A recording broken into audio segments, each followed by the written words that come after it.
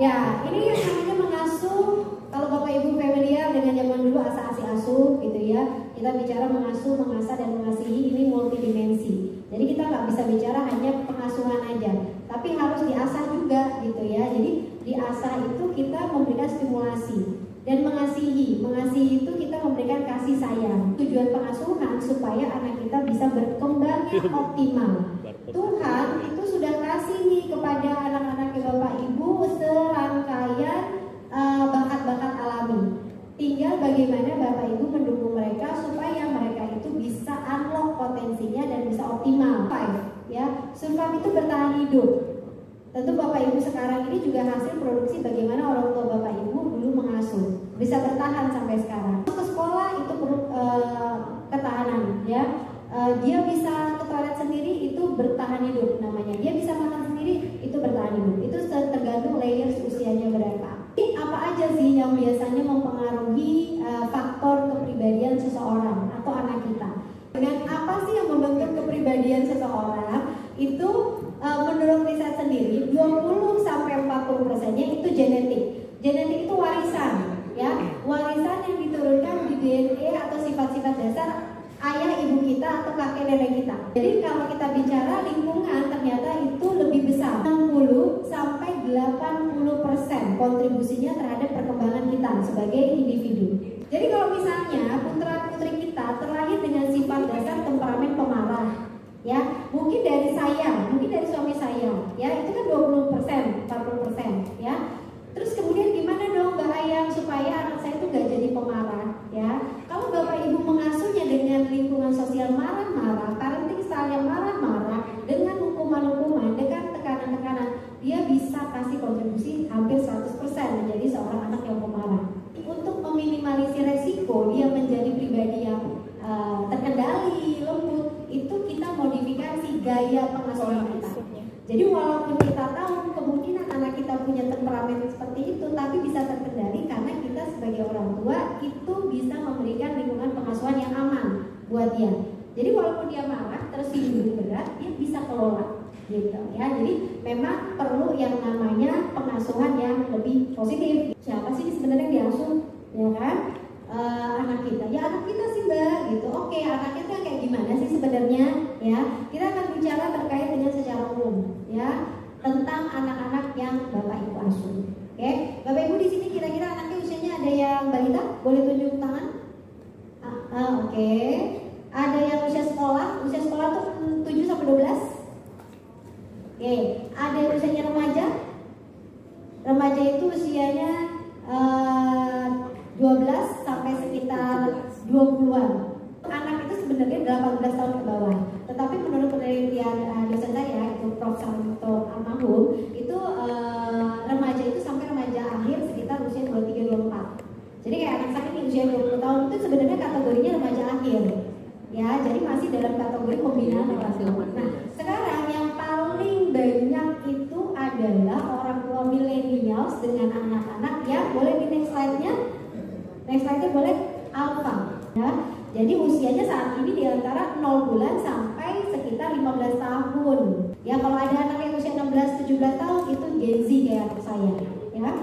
Yang alpha ini ternyata generasi yang paling terbesar yang lahir di abad 21. Ya, yang punya dan bertumbuh di era teknologi digital. Alpha generasi ini adalah generasi digital native. Bahkan masih dalam kandungan aja bentuknya janin, ya, itu USG-nya itu fotonya sudah keliling-keliling di grup keluarga. Salah anaknya enggak, karena ya memang zamannya, mungkin orang tuanya memang eranya sekarang sehingga ingin memberikan informasi nih kepada keluarga, kepada teman-teman. Alhamdulillah gitu ya, Masya Allah, tabarakallah. Ini adalah generasi yang paling besar dalam sejarah. Ya, kalau yang Gen Z itu masih ada banyak anak-anak yang belum terpapar sama pada saat mereka lahir, ya, sama media sosial, ya. Dan ini adalah generasi yang paling terdidik, paling beragam, generasi Bapak Ibu yang anak-anaknya di alpha ini. Nah, ini ya Bapak Ibu, ya, ini perbedaannya dari tahun ke tahun. Kalau Bapak Ibu yang lahirnya di 80-an sampai 90-an itu ada di generasi milenials, ya. Biasanya generasi milenials inilah yang ya 30 something itu di alpha. Kalau yang generasi X yang lahirannya sampai 70-an itu biasanya anak-anaknya yang paling tua juga ada di generasi Z. Ya, kira-kira generasi ini ciri-cirinya apa Bapak Ibu? Oke? Kenapa saya tampilkan? Karena inilah kehidupan mereka. Boleh di next slide-nya? Bapak Ibu mesti notice anak-anak zaman sekarang itu memang interaksinya dengan perangkat digital itu lebih banyak dibandingkan dengan kita yang dulu. Ya, next slide-nya. Biasanya juga kreatif, ya, yang melibatkan teknologi. Next slide-nya, aksesnya mudah dalam informasi. Slide-nya lagi, kemudian dia punya keterampilan sosial secara digital. Temennya itu nggak cuma lokal punya, ya, temennya tuh banyak banget yang di luar negeri. Bisa punya banyak teman-teman online yang itu tuh beda benua. Kenalannya tuh jadi banyak banget. Nah, tapi bahaya nggak? Bahaya, ya. Next slide-nya.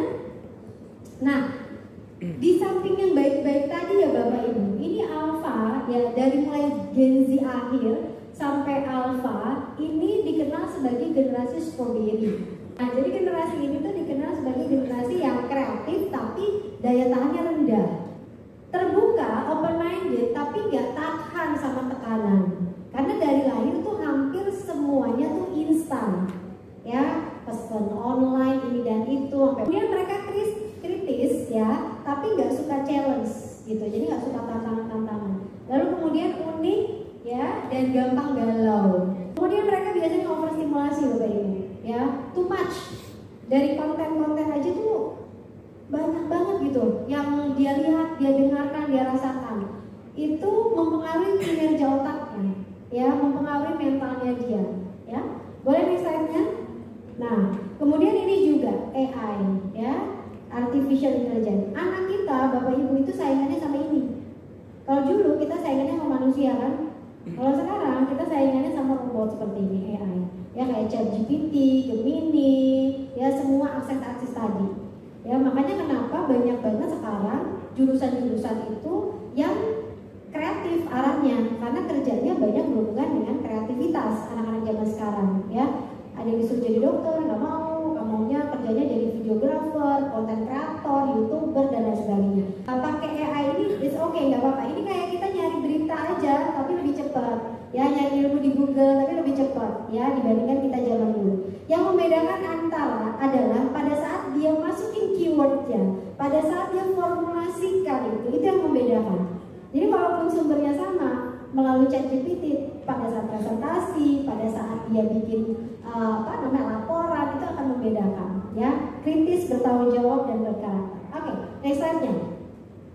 Nah, ini ada resiko ya Bapak Ibu ya, dari gimana anak-anak kita saat ini pemanfaatan gadgetnya mungkin terlalu berlebihan, ya. Teman-teman kami di RSCM pada saat pandemi itu riset itu menemukan bahwa anak-anak di Indonesia pada saat pandemi itu kurang lebih yang pre-teens ya sampai remaja perharinya 11 jam lebih penggunaan gadget. Bayangin kalau 11 jam lebih kali 365 hari, ya itu kan bahaya sekali. Nah ini menurut beberapa riset banyak sekali masalah-masalah secara perkembangan yang dialami, ya.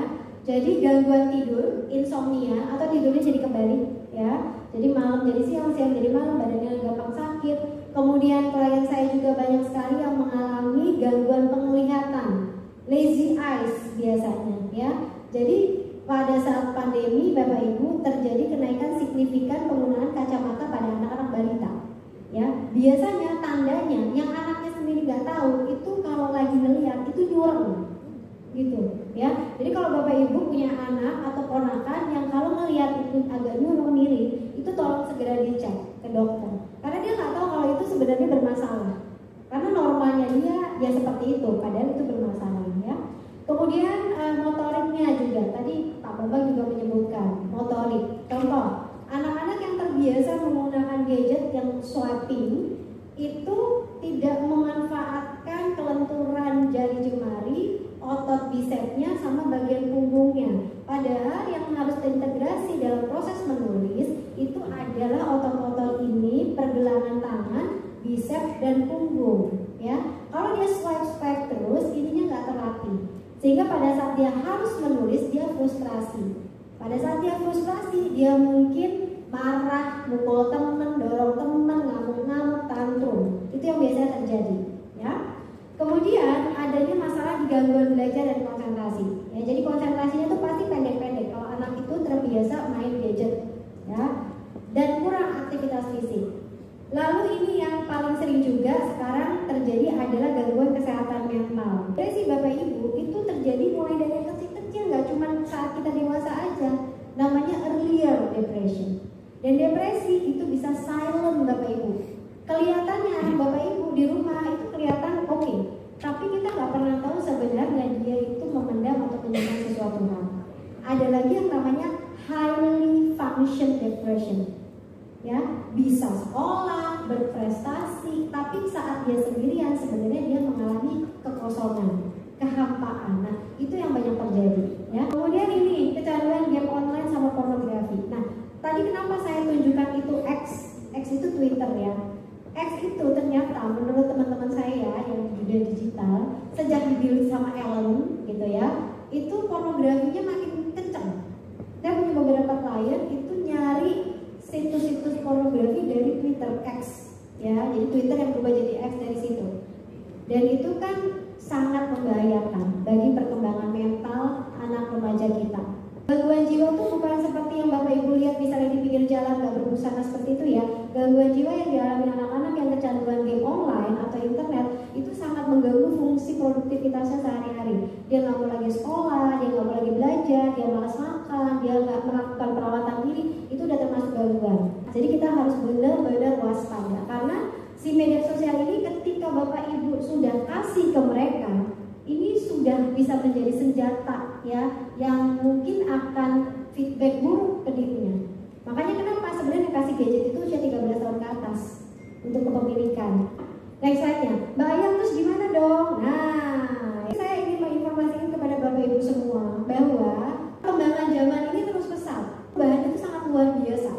Ya, sehingga kita tuh harus punya katalisator apa yang sekiranya kalau Bapak Ibu bekerja, kalau kita konsisten untuk menekuni dan kemudian mengimplementasikan, itu akan menjaga, meminimalisir resiko supaya putra dan putri kita atau calon putra putri Bapak